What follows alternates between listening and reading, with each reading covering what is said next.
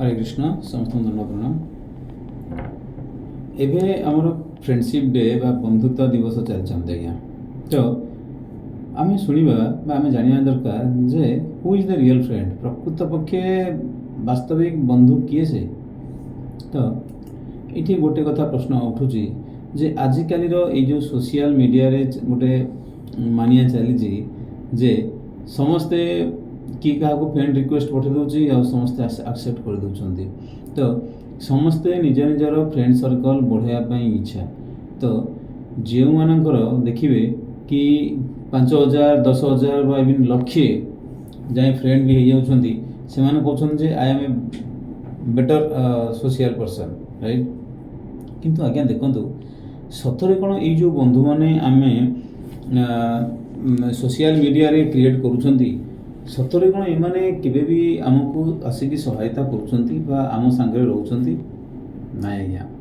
ये जस्ट खाली गोटे देखेला भली जे मोर एतिकी सांग अच्छी या द्वारा आम मिलूँ कौन ना या द्वारा आमर टाइम वेस्ट होची। आम 1000 नोटिफिकेशन 1000 ये देखा कौटी स्टाटस कि कौटे जाइए कि कौन करुँची किंतु एक्चुअल बंधु किए ताले आम क्या सहित बंधुता स्थापन कले आमर सबकि मैंने भल भाव चली पार आम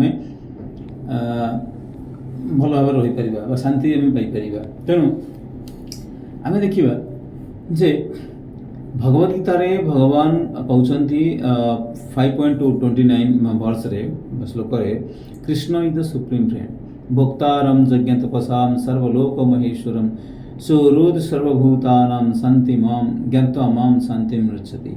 तामाने से कहते जे जदि जड़े मनुष्य फुल पूर्ण चेतना रे जे मते जाने एवं जाने जे मु होची अल्टीमेट एंजॉयर मु होची भोक्ता मु माने कृष्ण सी होचंदी भोक्ता आउ सीए सबू तपस्या समस्त प्रकार उपभोग जिनिस सी ही उपभोग करती राइट। तो आम मैंने आम सुधम जोगेवा भोग्य वस्तु कि सी होचंदी एक्चुअल भोक्ता है। तो सी जिते बड़े यही माने ही सब आम जापर जे कृष्ण ही भोक्ता आम सबू जोगेवा दरकार आम सब साहाय्य करने दरकार कार्य ताले से ही सबुठारु मोर बंधु ये भगवान कहते जे से माने होचुंदी मोर वेल विशर फ्रेंड्स बा उत्तम बंधु सुहृदुम माने मोर बेस्ट फ्रेंड से माने। तापर भगवद गीता रे आ गोटे कहते भगवद गीता 9:18 नवम अध्याय 18तम श्लोक गतिर्भर्ता प्रभु साक्षी निवास शरणम सुहृद प्रभव प्रलय स्थानम निधानम ब्रज बीजम अव्यय।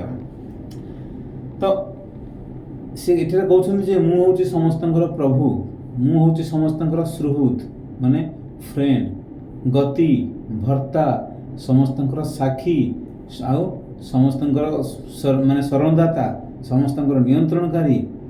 ताले चिंता करंतु एई सृष्टि को जी क्रिएट करिसंती बा संरचना करिसंती यदि सेमिति जणे बंधु आमको मिल जाती ताले आमर ये सब मटेरियल बंधुआ कौन आवश्यकता अच्छी कहना।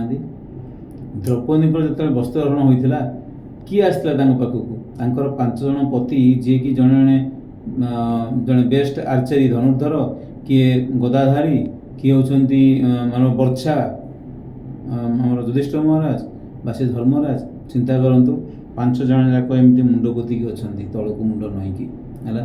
तो सेते किए साहाय्य करने आसते द्रौपदी को चिंता करंतु भीष्म द्रोण कर्ण शल्य अश्वत्थामा 5 पति किए तो आसले तो किए आसते भगवान श्रीकृष्ण ही आसी राइट।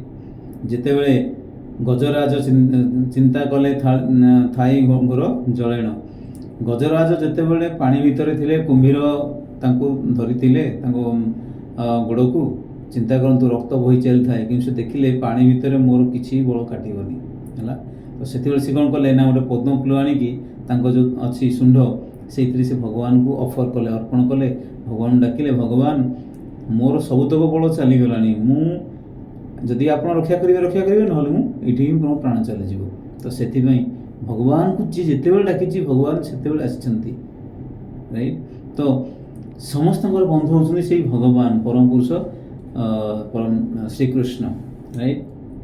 ସେମିତି ଆମେ ଦେଖିବା ଯେ ଭଗବାନ ଯେତେବେଳେ ସମସ୍ତଙ୍କର ବନ୍ଧୁ, ଏମିତି ଜଣେ ଆମର ଜଗନ୍ନାଥଙ୍କ ସଂସ୍କୃତିରେ ଜଣେ ଏମିତି କଥା ଆସେ, ବନ୍ଧୁ ମହାନ୍ତି। ଚିନ୍ତା କରନ୍ତୁ, ସେଇ ବନ୍ଧୁ ମହାନ୍ତି ଯିଏକି ଯାଜପୁର ଜିଲ୍ଲାରେ ଗୋଟିଏ ଗରିବ ପରିବାରରେ ତାଙ୍କର ଜନ୍ମ। ଚିନ୍ତା କରନ୍ତୁ, ଏମିତି ଥରେ ଓଡ଼ିଶାରେ ଗୋଟେ ନଅଙ୍କ ଦୁର୍ଭିକ୍ଷ ଗୋଟେ ଆସିଲା, ମରୁଡ଼ି ଆସିଲା। ସେ ତାଙ୍କର କାର୍ଯ୍ୟ ହେଲା ସେ ଭିକ୍ଷା ମାଗିକି ଚଳନ୍ତି ଆଜ୍ଞା। ତ 3-4ଟି ଲେଖେ ପିଲା ତାଙ୍କର, ତ କେମିତି ସେ ତାଙ୍କର ସ୍ତ୍ରୀ ତାଙ୍କ ପିଲା ଛୁଆ କେମିତି ସେ ପାଳନ କରିବେ?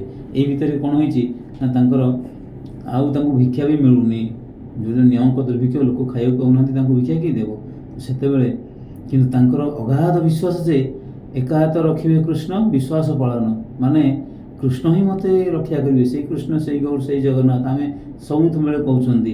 ତ ଜଗନ୍ନାଥ ହେଉଛନ୍ତି ଭକ୍ତ ବତ୍ସଳ, ସିଏ ମୋତେ ନିଶ୍ଚିତ ରକ୍ଷା କରିବେ। ତେଣୁ ସେ କ'ଣ କରିଛନ୍ତି ନା ଡାକିଛନ୍ତି ସବୁବେଳେ ଜଗନ୍ନାଥଙ୍କୁ ମୋତେ ରକ୍ଷା କରିବେ। କିନ୍ତୁ ତାଙ୍କ ସ୍ତ୍ରୀ କହିଲେ, କାହିଁ ଆପଣଙ୍କ ଜଗନ୍ନାଥ କୁଆଡ଼େ ଗଲେ? ଆପଣଙ୍କୁ ତ ସେ କାହିଁ ରକ୍ଷା କରୁନାହାନ୍ତି? ଆମେ ପିଲାମାନେ ସବୁ ଉପାସରେ ଅଛନ୍ତି।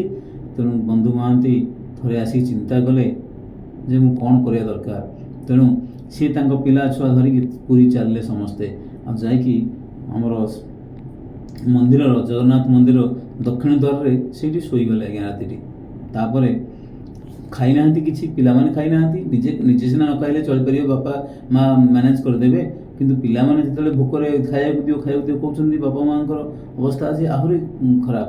ତ ସେତେବେଳେ ବନ୍ଧୁ ମହାନ୍ତି କହୁଛନ୍ତି, ହେ ଜଗନ୍ନାଥ, ଆପଣ ତ ଭକ୍ତ ବତ୍ସଳ, ଆପଣ ହିଁ ମୋତେ ରକ୍ଷା କରନ୍ତୁ, ଆମକୁ କିଛି ଖାଇବାକୁ ଦିଅନ୍ତୁ।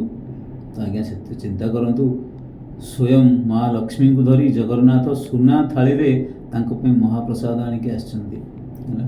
ତାପରେ ସେ ସମସ୍ତେ ଖାଇଛନ୍ତି।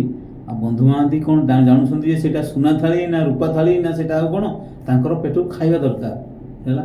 ତ ସିଏ ଯେତେବେଳେ ପ୍ରସାଦ ବା ପାଇଦେଲେ, ତାପରେ ଜଗନ୍ନାଥ ଡାକୁଛନ୍ତି, ହେ ବନ୍ଧୁ ମହାନ୍ତି ଯିଏକି ଯାଜପୁର ଆସିଛନ୍ତି, ଆସନ୍ତୁ, ଆପଣଙ୍କର ଖାଦ୍ୟ ଦକ୍ଷିଣ ଦ୍ୱାରରେ ଅଛି, ହେଲା।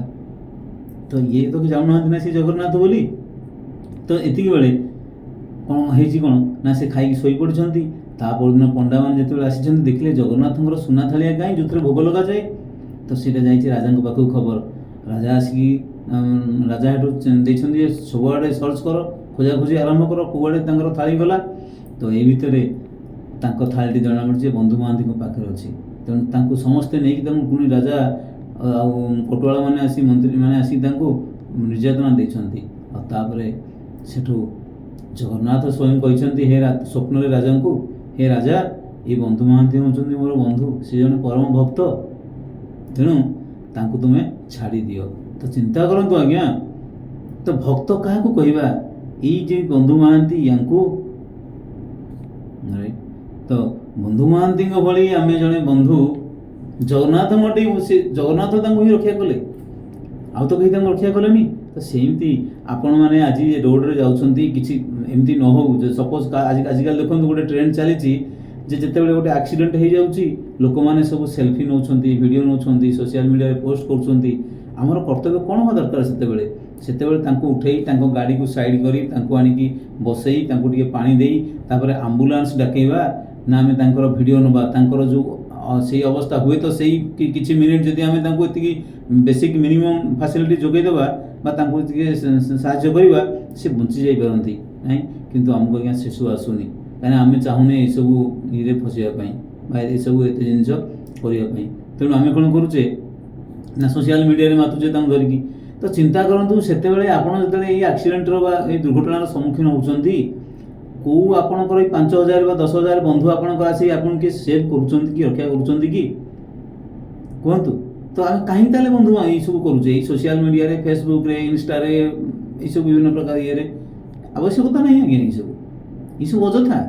ଇଏ ଖାଲି ଆମର ମାନେ ଷ୍ଟାଟସ୍, ସୋସିଆଲ, ଏଇସବୁ ଆମେ ଦେଖିବା ପାଇଁ ଏଇସବୁ ବନ୍ଧୁ। ଆକ୍ଚୁଆଲି ରିଅଲ୍ ବନ୍ଧୁ ଯିଏ, ପ୍ରକୃତ ବନ୍ଧୁ, ସେଇ ହେଉଛନ୍ତି ଜଗନ୍ନାଥ, ହରେ କୃଷ୍ଣ। ତ ଆମେ ସମସ୍ତେ ଏଇ ଫ୍ରେଣ୍ଡସିପ୍ ଦିବସରେ ବା ଆମର ଫ୍ରେଣ୍ଡସିପ୍ ଡେରେ ଏଇ ପ୍ରଣୟ କରିବା ଯେ ସ୍ୱୟଂ ଭଗବାନ ବା ଶ୍ରୀକୃଷ୍ଣ ହିଁ ମୋର ବନ୍ଧୁ। ହରେ କୃଷ୍ଣ।